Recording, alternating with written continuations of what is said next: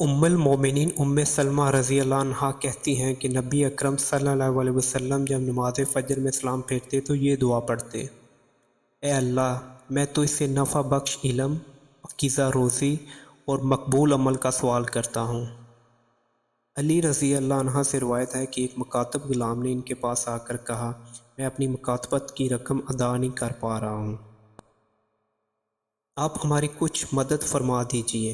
تو انہوں نے کہا: کیا میں تم کو کچھ ایسے کلمات نہ سکھا دوں جنہیں رسول پاک صلی اللہ علیہ وسلم نے ہمیں سکھائے تھے؟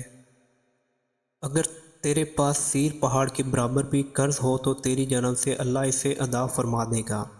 انہوں نے کہا: کہو، اے اللہ، تو ہمیں حلال دے کر حرام سے کفایت کر دے اور اپنے فضل، رزق، مال دولت سے نواز کر اپنے سوا کسی اور سے مانگنے سے بھی نیاز کر دے۔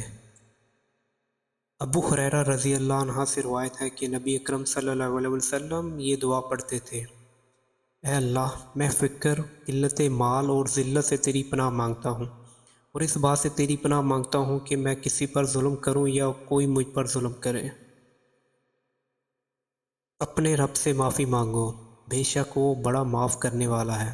وہ تم پر کثرت سے بارش برسائے گا اور تمہیں مال اور اولاد سے نوازے گا۔